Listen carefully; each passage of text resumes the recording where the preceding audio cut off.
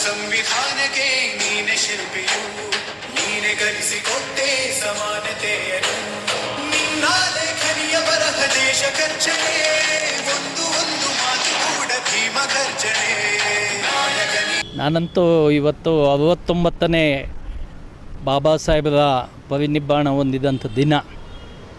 ಈ ದಿನ ನಮ್ಗೆ ಯಾಕೆ ಭಾರಿ ಮುಖ್ಯ ಅಂತ ಹೇಳಿದ್ರೆ, ಬಾಬಾ ಸಾಹೇಬರು ಏನಾದರೂ ಈ ದೇಶದಲ್ಲಿ ಹುಟ್ಟಲಿಲ್ಲ ಅಂದಿದ್ರೆ ಈ ದೇಶದಲ್ಲಿ ದಲಿತರು, ಹಿಂದುಳಿದವರು, ಅಲ್ಪಸಂಖ್ಯಾತರ ಗತಿ ಏನಾಗ್ತಾಯಿತ್ತು ಅಂತ ನಾವು ಹೇಳೋಕ್ಕಾಗ್ತದೆ. ಯಾಕೆಂದರೆ ನಾವು ಈ ದೇಶದಲ್ಲಿ ನಾಯಿ ನರಿಗಳಿಗಿಂತಲೂ ಕಡೆಯಾಗಿ ನಾವು ಬದುಕಬೇಕಾಗಿತ್ತು.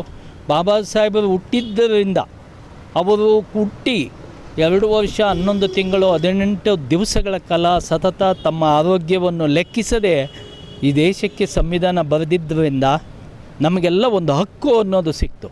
ಆ ಹಕ್ಕು ಸಿಕ್ಕಿದ್ದರಿಂದಾಗಿ ನಾವೆಲ್ಲರೂ ಕೂಡ ಮನುಷ್ಯರಾಗಿದ್ದೇವೆ. ಇಲ್ಲಾಂದರೆ ನಾವು ಪ್ರಾಣಿ ಪಕ್ಷಿಗಳಿಗಿಂತಲೂ ಕಡೆಯಾಗಿ ನಾವು ಈ ದೇಶದಲ್ಲಿ ಬದುಕಬೇಕಾಯಿತು. ಇಂಥ ಸಂದರ್ಭದಲ್ಲಿ ನಾನು ಒಂದು ಸರ್ಕಾರಕ್ಕೆ ಮನವಿ ಮಾಡ್ಕೊಳ್ಳೋದೇನಪ್ಪ ಅಂದರೆ, ಕನಿಷ್ಠ ಇವತ್ತು ಸರ್ಕಾರ ನಮ್ಮೆಲ್ಲರ ದಲಿತರು, ಹಿಂದುಳಿದವರು, ಅಲ್ಪಸಂಖ್ಯಾತರ ಓಟಿಂದ ಇವತ್ತು ಸರ್ಕಾರ ಅಧಿಕಾರಕ್ಕೆ ಬಂತು. ಇವತ್ತು ದಲಿತರನ್ನ, ಹಿಂದುಳಿದವ್ರನ್ನ, ಅಲ್ಪಸಂಖ್ಯಾತರನ್ನು ಸಂಪೂರ್ಣವಾಗಿ ಸರ್ಕಾರ ಮಾಡ್ತಿದೆ.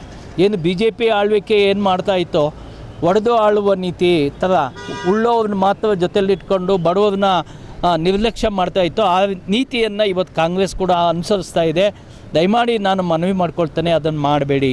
ದಯವಿಟ್ಟು ನಿಮ್ಮನ್ನು ಅಧಿಕಾರಕ್ಕೆ ತಂದಂಥ ಜನರ ಸಮಸ್ಯೆಗಳನ್ನು ಪರಿಶೀಲನೆ ಮಾಡಿ, ಅವ್ರ ಕಷ್ಟಗಳೇನಿವೆ ಕನಿಷ್ಠ ನಾವು ಹೇಳೋದೇನು ಅಂದರೆ, ಅವರಿಗೆ ಕನಿಷ್ಠ ಸಿಗಬೇಕಾದಂಥ ಮೂಲಭೂತ ಸೌಲಭ್ಯಗಳು, ಎಲ್ಲೋ ಒಂದು ಕಡೆ ಭೂಮಿ, ಸೂರು, ಮನೆ, ಈ ಥರದ ಸಣ್ಣ ಪುಟ್ಟ ಇವತ್ತು ಬಡವರಿಗೆ ಸಮಸ್ಯೆಗಳು, ಯಾವುದೇ ಕಚೇರಿಗೆ ಹೋದರೂ ಕೂಡ ದುಡ್ಡು ಇಲ್ಲ ಅಂದರೆ ಆಗಲ್ಲ.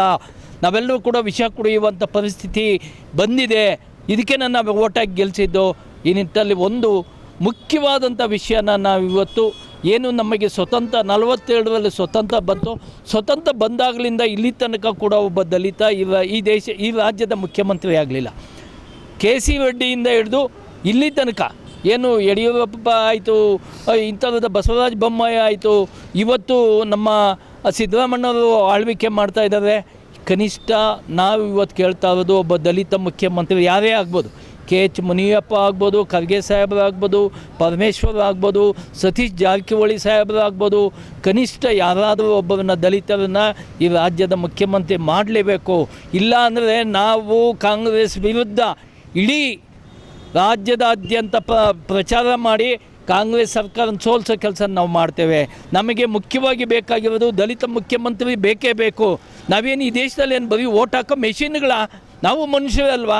ಕನಿಷ್ಠ ಈಗ ಆಂಧ್ರ ಪ್ರದೇಶದಲ್ಲಿ ಅಂಜಯ್ಯ ಅಂತ ಒಬ್ಬನ ದಲಿತನ ಮುಖ್ಯಮಂತ್ರಿ ಮಾಡಿದರು. ಆಂಧ್ರದಲ್ಲಿ ಮುಖ್ಯಮಂತ್ರಿ ಮಾಡೋಕ್ಕಾಗತ್ತೆ? ಕರ್ನಾಟಕದಲ್ಲಿ ಏನು ಹೆಚ್ಚು ಜನ ವಿಚಾರವಂತರು ಇದ್ದಾರೆ, ಬುದ್ಧಿಜೀವಿಗಳಿದ್ದಾರೆ. ದಲಿತರಿಂದಲೇ ಕಾಂಗ್ರೆಸ್ ಈ ದೇಶದಲ್ಲಿ ಉಳಿದಿರೋದು ಕೂಡ. ದಲಿತರಿಂದ ಕಾಂಗ್ರೆಸ್ ಉಳಿದಿದೆ ಅಂದರೆ ದಲಿತರನ್ನೇ ಯಾಕೆ ಒಬ್ಬರನ್ನ ಮುಖ್ಯಮಂತ್ರಿ ಮಾಡಬಾರ್ದು? ಯಾರೇ ಆಗಲಿ, ನಾವು ಯಾರು ಇಂಥವ್ರನ್ನ ಮಾಡಿ ಅಂತ ಹೇಳಲ್ಲ. KH ಮುನಿಯಪ್ಪ ಅವರು ಸೀನಿಯರ್ ಇದ್ದಾರೆ, ಖರ್ಗೆ ಸಾಹೇಬರು ಇದ್ದಾರೆ, ಪರಮೇಶ್ವರ್ ಇದ್ದಾರೆ, ಸತೀಶ್ ಜಾರಕಿಹೊಳಿ ಸಾಹೇಬರು ಇದ್ದಾರೆ. ಯಾರನ್ನಾದರೂ ಒಬ್ಬರನ್ನ ಈ ರಾಜ್ಯದ ಮುಖ್ಯಮಂತ್ರಿ ಸ್ಥಾನದಲ್ಲಿ ದಲಿತರನ್ನು ಕುಳ್ಳಿರಿಸಲೇಬೇಕು ಅಂತ ನಾವಂತೂ ಒತ್ತಾಯ ಮಾಡ್ತಾಯಿದ್ದೀವಿ.